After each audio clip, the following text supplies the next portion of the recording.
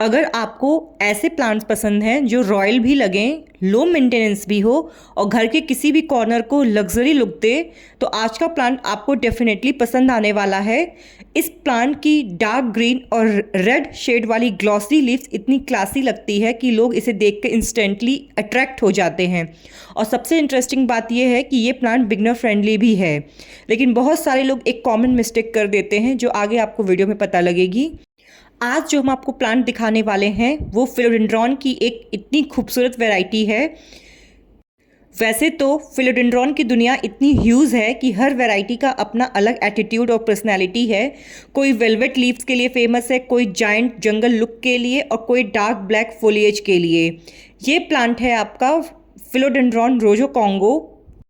ये अपनी dark green और रेड शेड वाली ग्लॉसी लीव के लिए इतना फेमस है कि हर कोई अपने गार्डन में इसको ऐड करना चाहता है।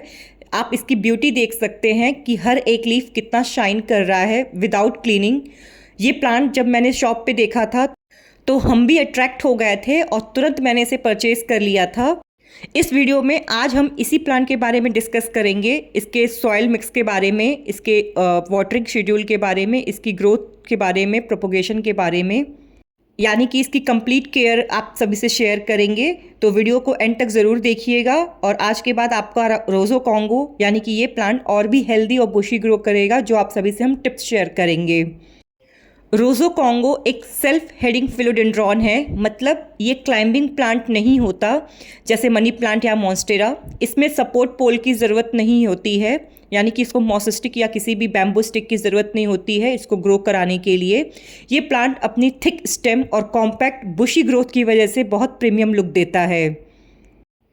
रोज़ो वर्ड स्पेनिश है जिसका मतलब होता है रेड, और इसका नाम रोज़ो कॉन्गो इसीलिए पड़ा क्योंकि इसकी जो न्यू लीव्स और स्टेम में रेडिश शेड होते हैं।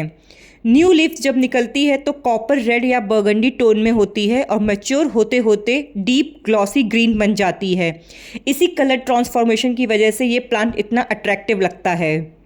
इसको एग्जीबिशन से मैंने परचेज़ किया था और आज हम इसकी रिपोर्टिंग कर रहे हैं। रिपोर्टिंग करने के लिए मैंने जो पॉट लिया है वो प्लास्टिक का पॉट लिया है। पॉट सिलेक्शन बहुत ज़रूरी होता है जिसमें ड्रेनेज होल होने चाहिए। प्लास्टिक पॉट क्या होता है, मॉइस्चर ज़्यादा होल्ड करता है, और टेराकोटा पॉट जो है एक्स्ट्रा मॉइस्चर को जल्दी ड्राई कर लेता है, इसलिए टेराकोटा पॉट बेस्ट होता है। बट एज़ यूजुअल मैंने प्लास्टिक पॉट लिया है। अगर आप बिगनर हैं और ओवर वाटरिंग की हैबिट है तो टेराकोटा सेफर ऑप्शन हो सकता है आपके लिए। Pot size current root ball से सिर्फ 1 से 2 इंच बड़ा पॉट चूज़ कीजिए। बहुत बड़ा पॉट लेने की गलती मत कीजिए। इससे क्या होता है कि एक्स्ट्रा सॉइल वाटर होल्ड करेगी और रूट रॉट का रिस्क बढ़ जाएगा। तो पॉट साइज़ इंपॉर्टेंट होता है किसी भी प्लांट को लगाने से पहले चेक करने के लिए। अब बात करते हैं रिपोर्टिंग की। तो रोज़ो कॉन्गो को बार बार रिपोर्ट करने की ज़रूरत नहीं होती है। मैंने अभी परचेज़ किया है इसीलिए हम इसको रिपोर्ट कर रहे हैं।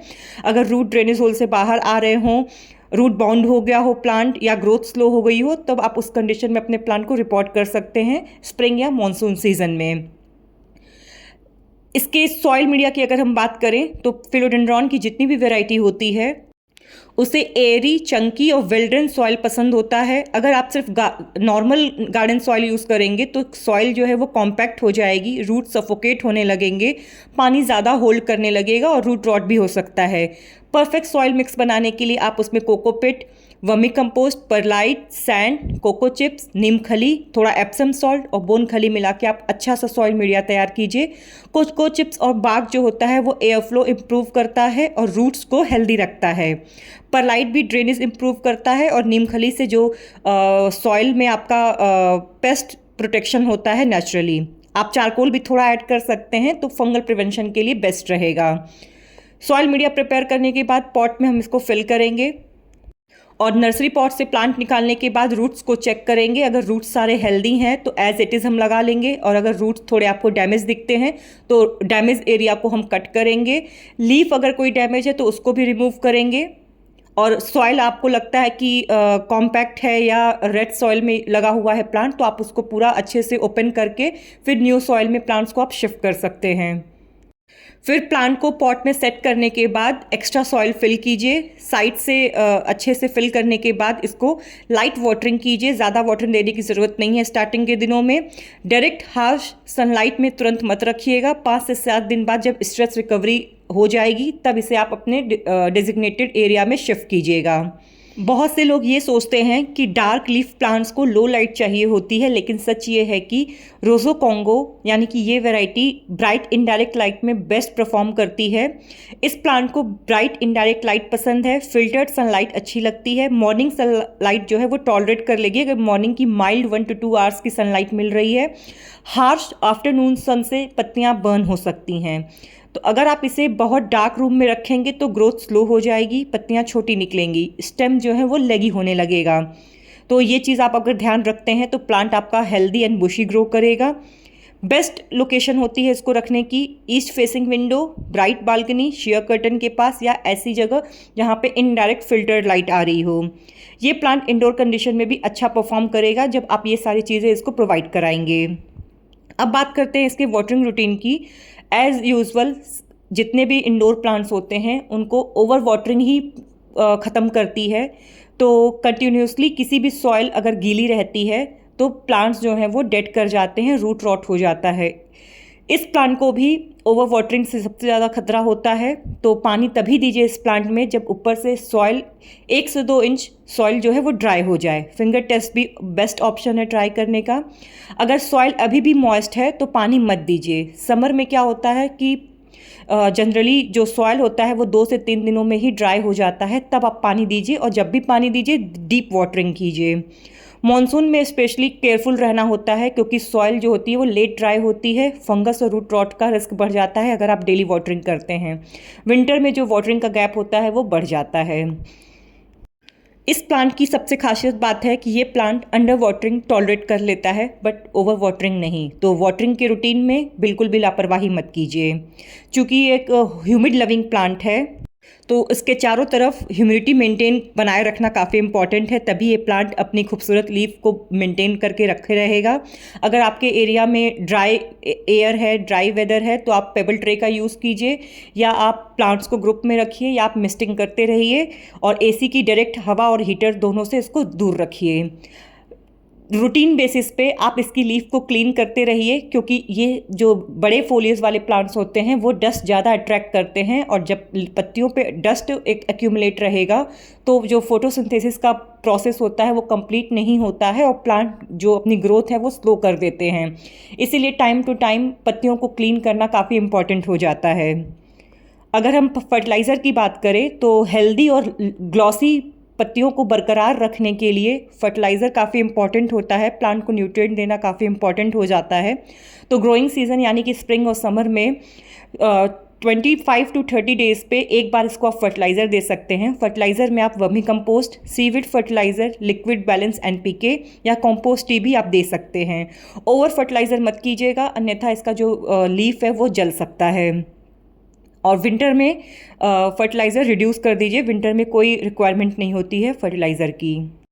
अब बात करते हैं इसके प्रोपोगेशन की। तो रोज़ो कॉन्गो को प्रोपोगेशन थोड़ा डिफरेंट होता है compare to other climbing philodendron. चूँकि ये सेल्फ हेडिंग वैरायटी है इसीलिए नोड कटिंग प्रोपोगेशन ईजी नहीं होती है। ऐसे ही मैंने आपको ब्लैक कार्डिनल के बारे में भी बताया था कि जितने भी सेल्फ हेडिंग प्लांट होते हैं उनमें आप रूट डिवीज़न की हेल्प से प्लांट को प्रोपोगेट कर सकते हैं, वो ईजी होता है। नोड कटिंग थोड़ा सा डिफ़िकल्ट हो जाता है जब तक कि आपका प्लांट मैच्योर ना हो। रूट डिवीज़न की हेल्प से आप इजीली प्लांट को प्रोपोगेट करके न्यू प्लांट तैयार कर सकते हैं। आप एयरी सॉइल मिक्स यूज़ कीजिए, ह्यूमिडिटी मेंटेन कीजिए, आपका प्लांट बिल्कुल परफेक्ट ग्रो करेगा। अब बात करते हैं कॉमन प्रॉब्लम्स एंड सॉल्यूशंस की। तो अगर सबसे बड़ा प्रॉब्लम आता है पत्ती पीली होने का, तो इसका जो रीज़न होता है वो होता है ओवर वाटरिंग, पुअर ड्रेनेज और लो लाइट। तो अगर ओवर वाटरिंग हो रहा है तो वाटरिंग रिड्यूस कीजिए, अगर पुअर ड्रेनेज है तो सॉइल एयरी बनाइए और अगर आपने लो लाइट दे रखा है तो ब्राइट इनडायरेक्ट लाइट में शिफ्ट कीजिए। अगर पत्तियां कि जो एजेस हैं वो ब्राउन हो रही हैं, इसका सीधा रीज़न है कि ह्यूमिडिटी इसको काफ़ी लो मिल रही है। तो आप इसकी ह्यूमिडिटी को मेंटेन कीजिए, इम्प्रूव कीजिए। अगर पत्तियां ड्रूपी हो रही हैं, इसका मतलब कि या तो हीट स्ट्रेस हुआ है या अंडर वाटरिंग है, तो सॉइल चेक करके इसमें वाटरिंग कीजिए। अगर प्लांट स्लो ग्रोथ कर रहा है तो मेन रीज़न होता है लो लाइट का या रूट बाउंड कंडीशन का, तो इसको बेटर लाइट प्रोवाइड कीजिए और हल्की फीडिंग कीजिए। पेस्ट अटैक की बात करें तो Rojo Congo generally Hardy plant है, बट कभी कभी पेस्ट अटैक हो सकता है। मेरे प्लांट में अभी तक इन वैरायटीज़ में कोई भी पेस्ट का अटैक नहीं हुआ है, क्योंकि हम सेफर साइड होके चलते हैं। प्लांट्स में 25 to 30 डेज़ पे एक बार नीम ऑयल का स्प्रे ज़रूर करते हैं। अगर आपके प्लांट्स पे किसी प्रकार का अटैक है तो आप नीम ऑयल का स्प्रे कर सकते हैं। अब बात करते हैं कुछ इंपॉर्टेंट केयर टिप्स के बारे में। पत्तियों को हमेशा क्लीन करके रखिए। डस्टी लीव्स जो होती हैं फोटोसिंथेसिस रिड्यूस करती हैं। Rotate the plant, her side equal growth मिलेगी। ओवर पैम्परिंग मत कीजिए, हर रोज़ पानी और फर्टिलाइज़र देना केयर नहीं होती है। पेशेंस रखिए। फिलोडेंड्रॉन स्टेबल ग्रोथ वाले प्लांट्स होते हैं, ये आपके गार्डन में सालों साल बने रहेंगे। इसीलिए आप अगर इन सारे टिप्स का ध्यान रखेंगे तो आपके गार्डन में ये प्लांट बना रहेगा। और सबसे इंटरेस्टिंग बात यह है कि फिलोडेंड्रॉन फैमिली नासा की indoor air purifying plant list में भी काफ़ी पॉपुलर रहा है। और रोज़ो कॉन्गो का ग्लॉसी ट्रॉपिकल लुक की वजह से होटल, कैफ़ेज, लग्जरी इंटीरियर्स में बहुत यूज़ होता है। जैसे जैसे ये प्लांट मैच्योर होने लगता है वैसे वैसे ये काफ़ी लार्ज और ड्रामेटिक अपीयरेंस ले लेता है। तो ये थी complete detail care guide of philodendron rojo Congo. अगर आप सही लाइट, एयरी सॉइल मिक्स और कंट्रोल वाटरिंग और थोड़ा सा पेशेंस रखेंगे तो ये प्लांट आपको बहुत ब्यूटीफुल ग्लॉसी ग्रोथ के साथ आपके गार्डन में बना रहेगा। कमेंट्स में ज़रूर बताइएगा कि आपके कलेक्शन में रोज़ो कॉन्गो है या इसे आप लेने का प्लान कर रहे हैं। वीडियो हेल्पफुल लगी हो तो लाइक, शेयर एंड सब्सक्राइब कीजिएगा। मिलते हैं नेक्स्ट वीडियो में एक और ब्यूटीफुल प्लांट्स के साथ। तब तक के लिए happy gardening and keep growing.